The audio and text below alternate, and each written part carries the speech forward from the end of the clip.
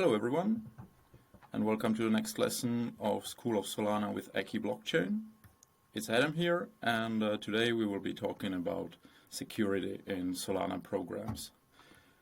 So yeah, let's jump straight in. So first of all, I would like to start with the motivation and why should you care actually about the security. So as you all know, there is a lot of money in crypto space.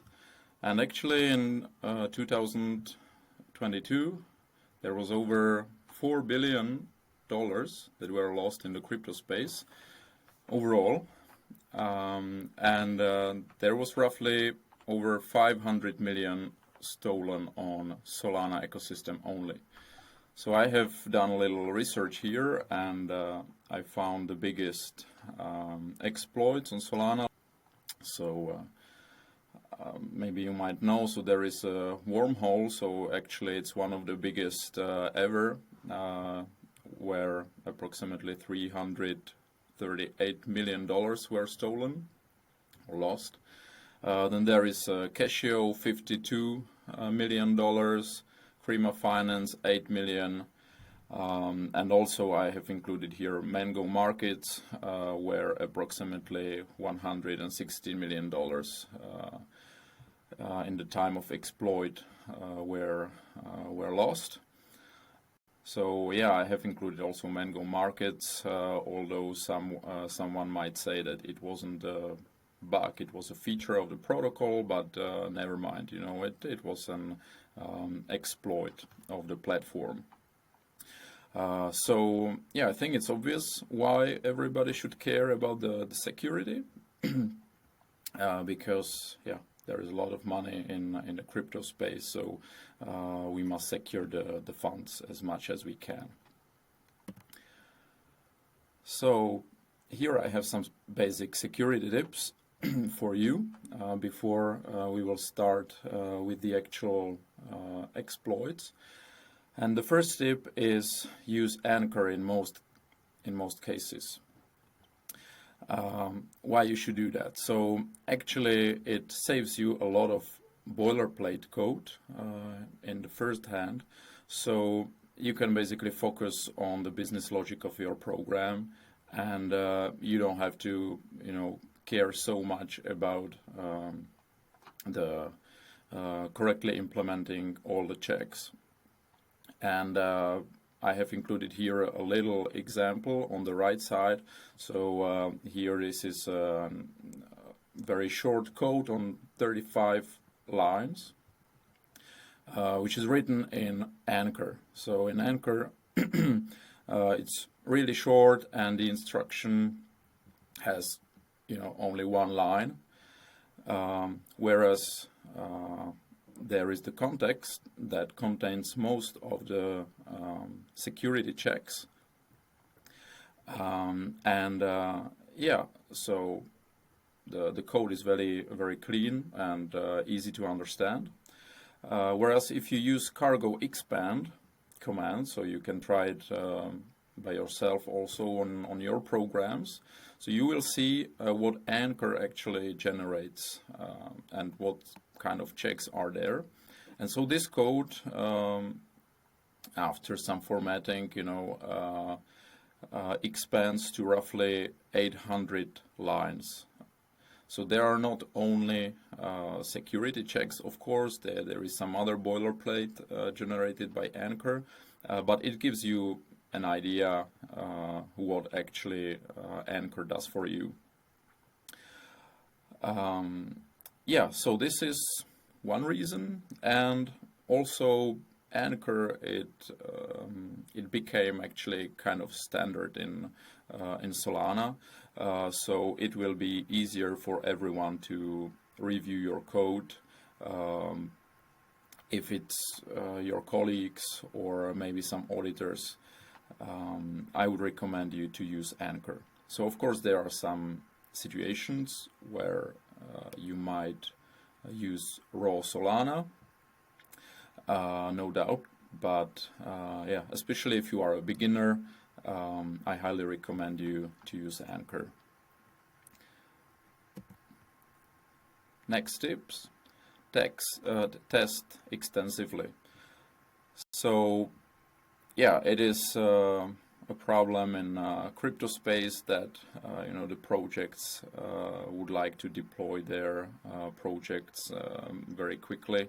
So the focus on testing is not so high. However, I would recommend you to test extensively and not only the happy path scenarios, but focus also on unhappy path scenarios. And there is the common saying, think like a hacker. Yeah, so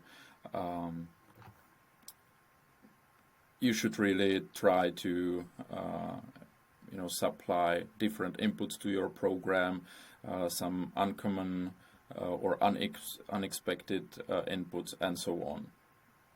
This might really uncover different bugs and security issues in the beginning of your project.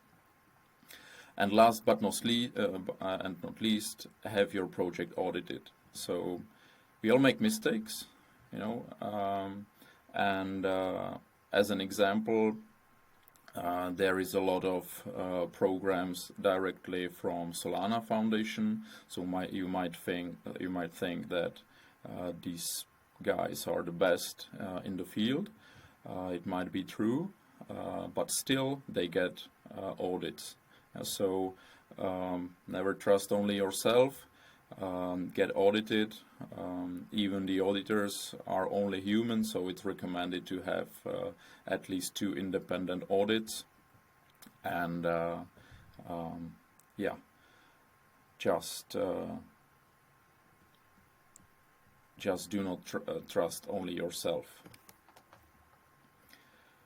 So yeah, these are the basic security tips, and now we can go to the common security exploits. There is a lot of different kinds of exploits. Maybe some of them could be grouped together because they have the same basis. I have chosen here some of them, the most important and the most common, and we will go through each of them. I will show you some examples, how it might be exploited, and what is actually the correct solution. The first one is signer check.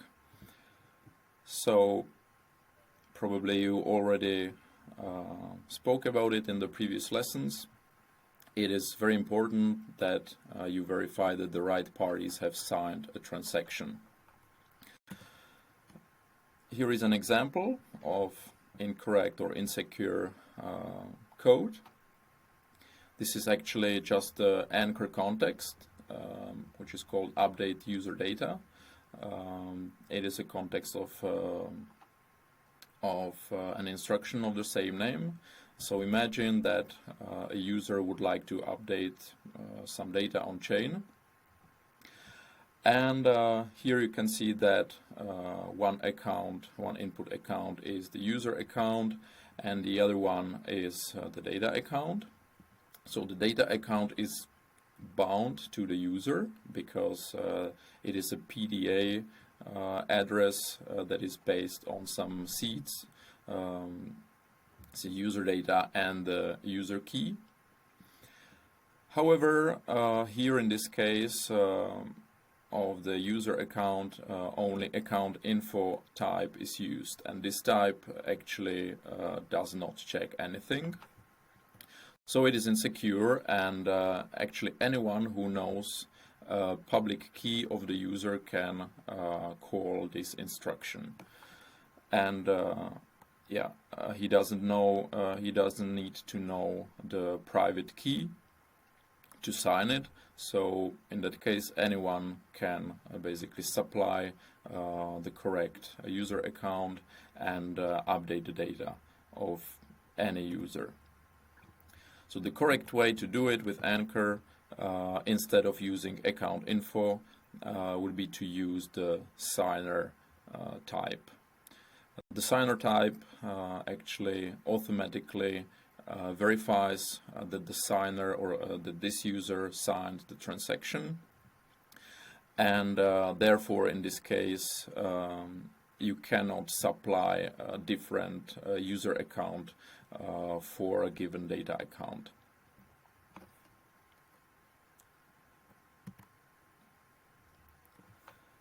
The next vulnerability is the missing address check. So in that case you have to verify that an account has the expected address. So as you know, you are already familiar with the Solana programming model. So you know that each program needs as inputs all the accounts that it will work with. So it will that it will read or write to. In maybe not most cases, but very often you have to verify that the supplied accounts are actually the accounts that you expect. So here is again an example. Imagine you have some struct that holds configuration data. So the first is a public key of an admin that is allowed to modify some data and the data itself. Again, here we have the context of the instruction and with two accounts. So the first account is the admin account that has to sign the instruction, so that's correct. And the other account is a PDA account with the config data that is on some PDA address, global address for your program. So in this case, actually it is insecure because the admin account is not bound to the config account and to the data itself. So actually in your program you would like to verify that the admin account is the same account that is saved in your configuration data, and it is not done here. So what an attacker could easily do is to supply any kind of account as for admin, sign the transaction, and then supply the configuration data of your program, and the program would work. The correct way to do it is to use anchors constraint. So there are actually different ways how to implement it, but at least for me the nicest one is to use the has1 constraint. As here you can see, we have here has1 admin. So actually here the name admin has to match the data structure. So you have here the admin name in your config data, and it has to match also the name of the account that you supply. So it will verify that the admin account is actually the same or has the same public key as it is saved in your configuration data. That way you cannot supply different admin account.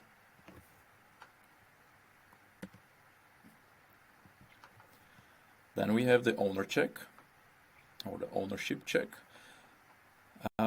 It is a little bit similar. So you have to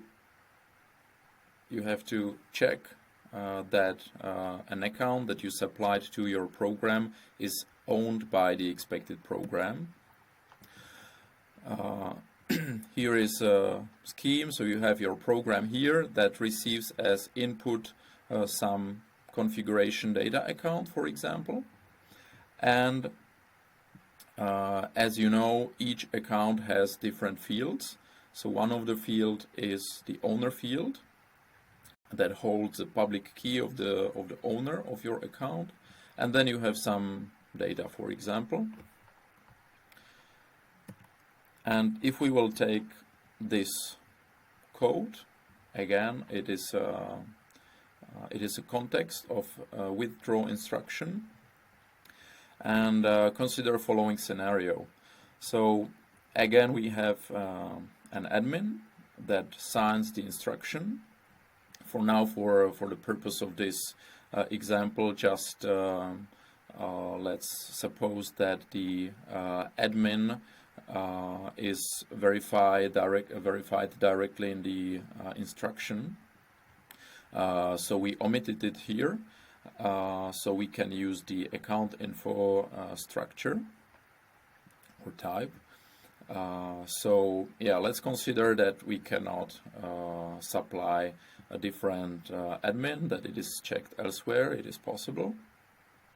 But for some reason, we have decided to use an unchecked account info type for the configuration account. And then we have some treasury account that is again a PDA. So in that case, an attacker could actually create the configuration account by his program, and he could basically create exactly the same data structure of the config account. So when it is passed in your program, he will be able to access the config.admin.key property or function, and the check that the admin and the configuration saved in your account are same will pass, and therefore it will allow him, for example, to withdraw the fees from the treasury. So yeah, this is of course insecure, and the correct way to do it here is simply to use the account type. So the account type actually automatically checks the owner.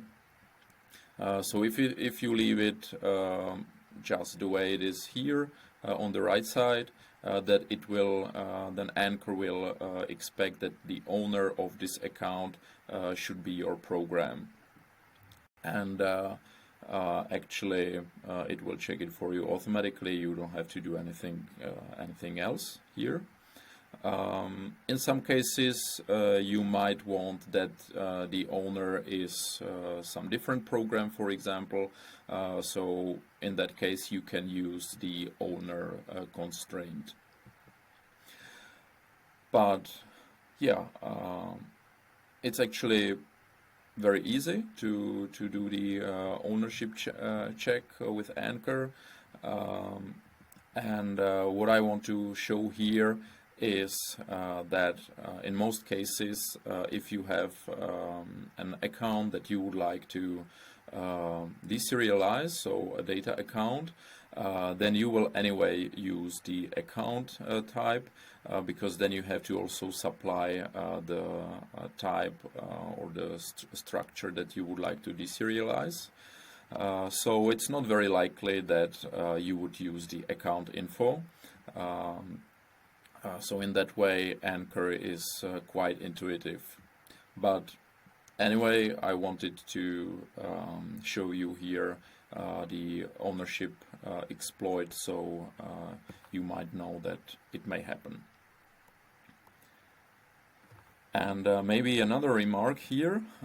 So for the treasury account, we actually used account info, but besides the fact that this is not the data account, it is just address that holds the funds. But here is also another owner check that is kind of intrinsic in the fact that the treasury account is on a PDA address. And if it is a PDA address, as you might already know, the PDA address is derived from some seeds. So in this case, this is the treasury here, the bump, and also the ID or the public key of your program. So actually Anchor here checks that the address is correct, because it will calculate and verify for you that the PDA address is correctly calculated here. So this is another way how you can check for ownership.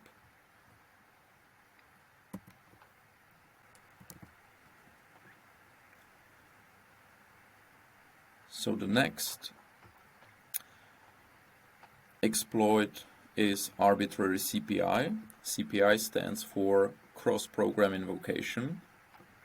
So it's a little bit similar to the previous one in that way that you have to verify that the target program that we want to invoke has the correct address. So let's take a following structure of a program. Let's suppose that we have a main program, and this main program calls an external program and also takes as inputs the user account, some pool account, and also maybe some system account. I omitted it here for the sake of simplicity. And yeah, so the external program that you would like to call, of course, has some key that actually you have to verify. But yeah, before we will, I can show you how you can do it. I can give you an example how you can actually exploit the arbitrary CPI. So imagine the scenario that you have your main program that for some reason calls your external program in order to transfer the funds from the user account to the pool account. And so the main program calls the external program, and once the external program successfully finishes its execution, then the main program will log that the user, for example, deposited some amount to the pool account. And again, for some reason, it's only the external program that verifies the correctness of the pool account address.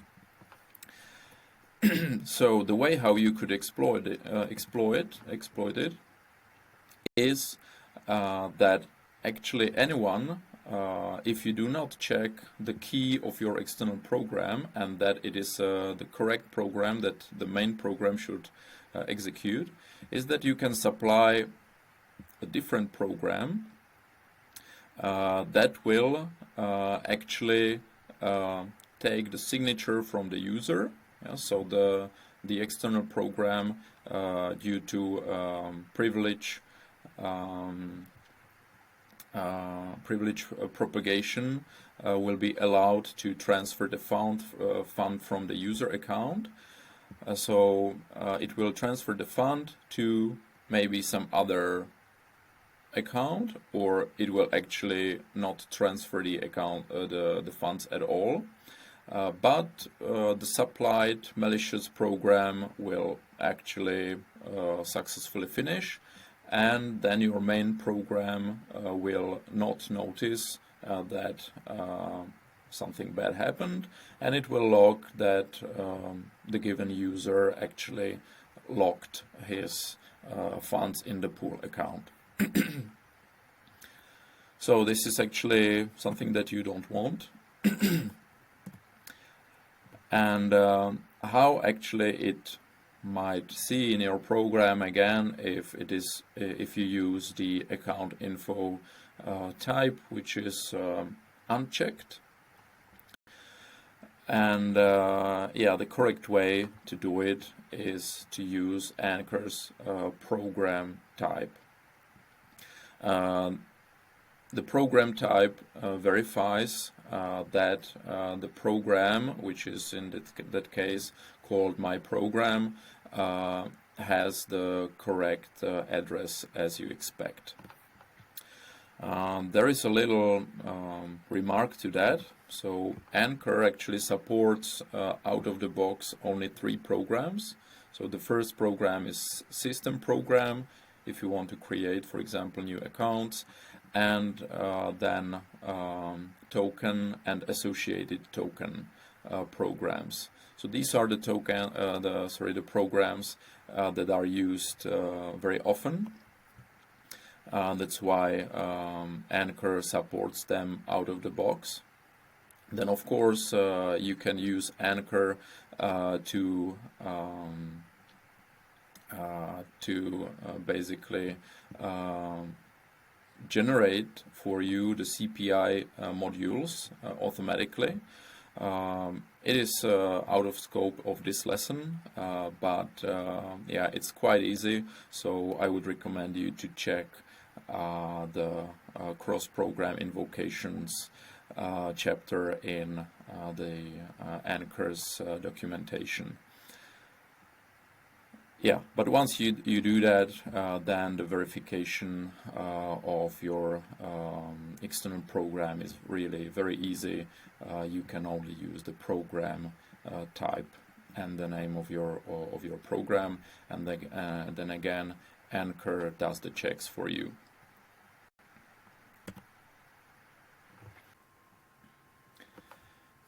Then we have the math and logical issues. So this chapter is very important because in this case, Anchor actually cannot really help you. It can help you to some extent, but actually Anchor doesn't know anything about your logic, about your program. So Anchor can only do what you tell it to do. So the math and logic issues, you have to take care of them by yourself. One of them, or the most common, is of course are the problems with arithmetics and precision issues. So very often it happens that you have some kind of overflow or underflow, so you should always use, or maybe not always, but in most cases you should use the checked arithmetics in Rust, and you should verify your calculations. So yeah, that's why also at the very beginning I told you that it is very important to test extensively your programs, because such kind of issues can be effectively discovered within the tests at the beginning or before the deployment, if you have the tests. Then you should validate the account data and the instruction parameters. So again, Anchor can help you to deserialize the account data, for example. It will help you to check that somebody didn't supply, for example, incorrect accounts with the same structure. Then Rust can help you to verify that the supplied parameters to the instructions have actually correct types, and so on. But Anchor and Rust again do not know what you would like to do with this data and with the values. So it's entirely on yourself to verify that the values that are supplied to your program are correct, and that they are, for example, within the correct range, and so on. The next point here is that you should make sure that the instructions are executed in correct order.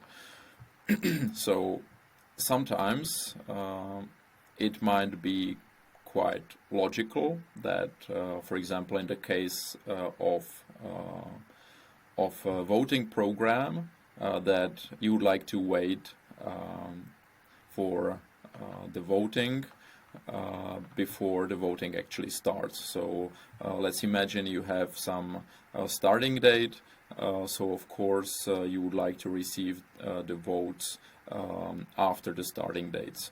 So it's kind of logical. For that, common practice is that you keep some kind of internal state in your program, and you just check that your program is in the correct state. In some cases, it might not be so obvious. So there might be different scenarios where you will, for example, set some data in one instruction that will be used then in another instruction.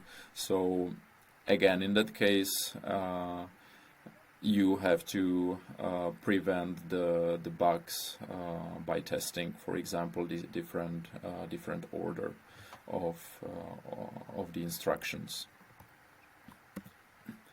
And then the last very common problem that I would like to share with you is that you should also prevent unintended behavior when you pass duplicate mutable accounts, actually, or the accounts do not have to be mutable, but very often you want to have, for example, user A and user B, and there is some action that happens, but you don't think about the situation if somebody will supply the same account for the user A and user B. So this is something that you should have in mind, and again, the best thing is to do the proper testing for that. The way how you can prevent it is, for example, using the anchor constraints, and you can have something like this, that the user A key is not equal to the user B key. That way you can keep the check or the security check within the context, and you don't have to mix it with your logic.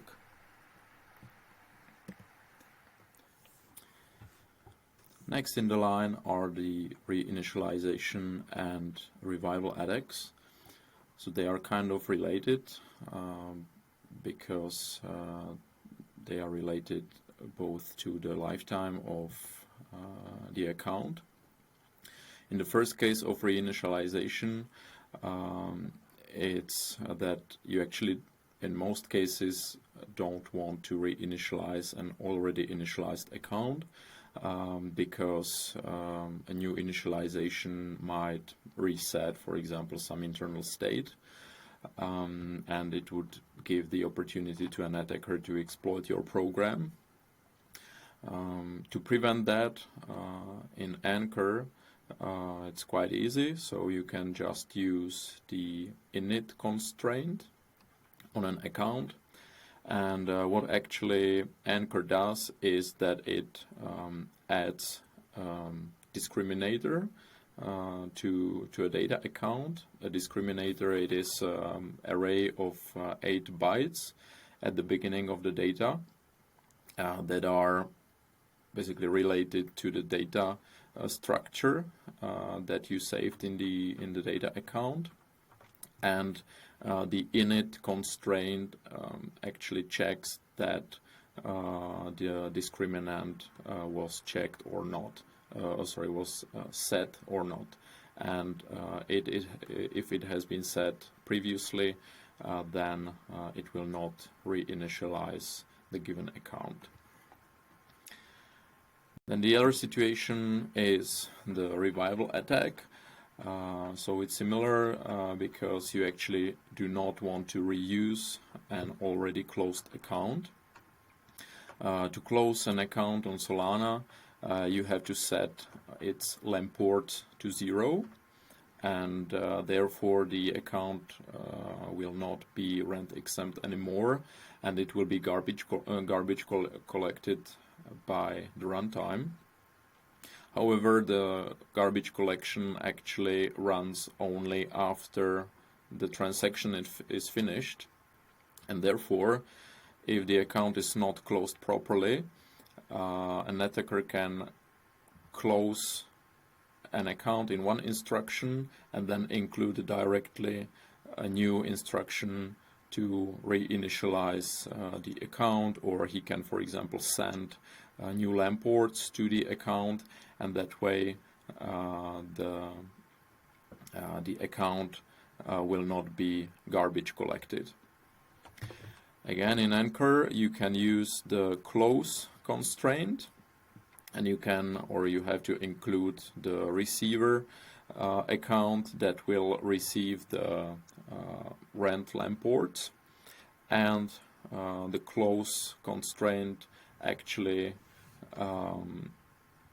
resets or sets the discriminator to a new value that is specific to a closed account, and that way you cannot basically reuse the already closed account.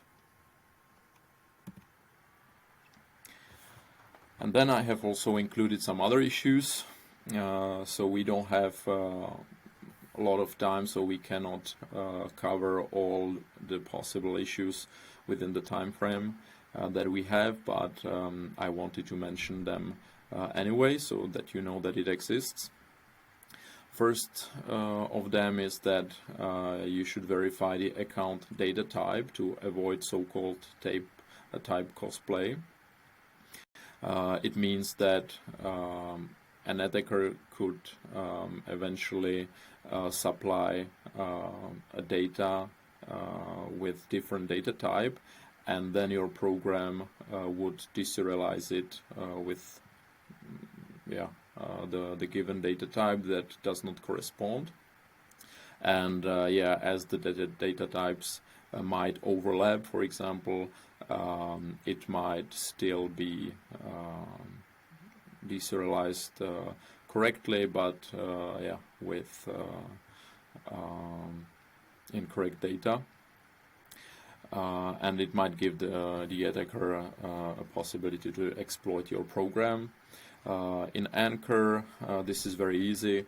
You can only use the account type with your given type, and then Anchor checks the discriminator at the beginning of your data to match the data types. Then the next point is that you should always use the canonical bump to avoid multiple valid PDAs. Canonical bump means that this is the very first value of a bump that you calculate when you calculate the PDA address, because a PDA address, as you might know, it's a special address that is so-called bumped off the curve, and therefore it doesn't have a private key, but there might be different values of the bump. So there is a best practice that only the canonical, so that means the first or the highest bump number should be used to avoid having multiple valid PDAs.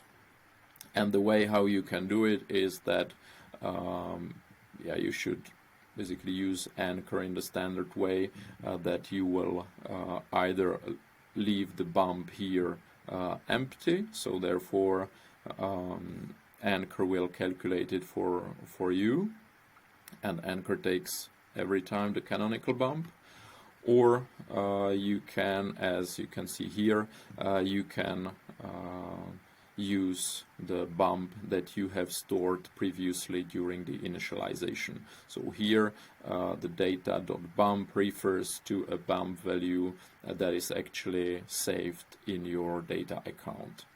But you should never let the user to choose an arbitrary bump. And the last point here is that you should not use shared or global PDA authorities.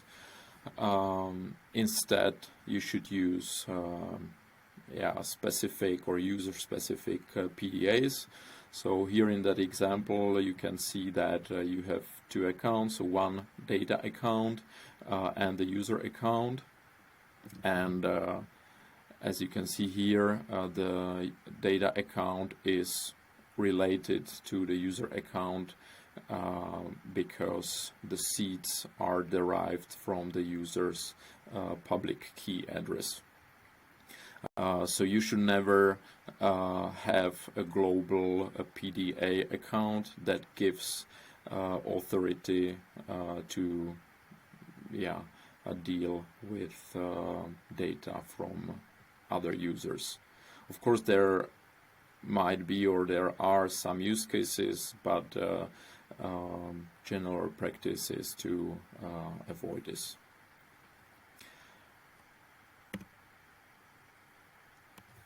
And last but not least, I have here for you a recommended resource. It is actually a lesson from Solana itself. Here is the address, soldev.app course, and if you will scroll to the bottom of the page, there is a module on the program security.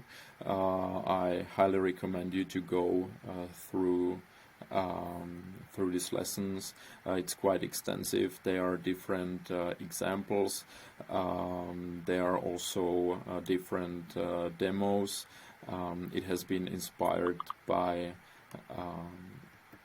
the examples from Armani, who developed Anchor. So I can highly recommend it if you are interested in more details.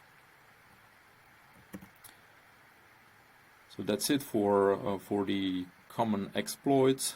Maybe at the very end, I would like to do a short wrap up. Again, I have repeated here the tips that I showed you at the very beginning, that I recommend you to use Anchor, and its built-in security features. It has really nice advantages, as I explained before. You should test extensively your programs and have your project audited. As I said before, so everybody makes mistakes, and it is again usual practice to audit your projects. And maybe some other tips that you should avoid: non-standard code and libraries. So I believe that if you will follow the common practice, and that if you will follow the guidelines from Anchor, then you can avoid a lot of bugs that are Solana specific, and then you can actually focus on the logic and test the logic of your program. Another tip is that you should compare the list of common exploits with your program regularly. So it's very easy to forget about something, or very often you modify multiple times your program. So maybe at the very beginning you thought about different scenarios, but after some modifications you integrated some bug without knowing it. So I recommend you to go quite often through the list of common exploits and compare it with your program.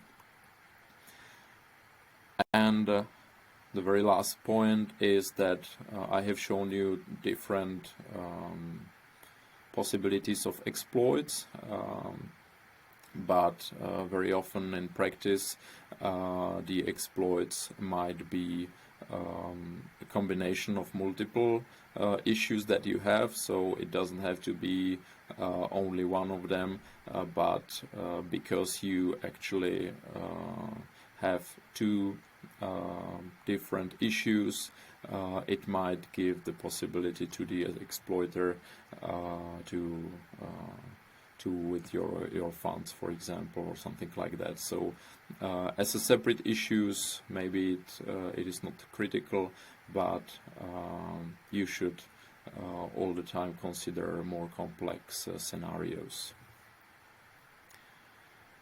Yeah, so that's it for today. I hope that you have learned something, and thank you very much, and see you next time.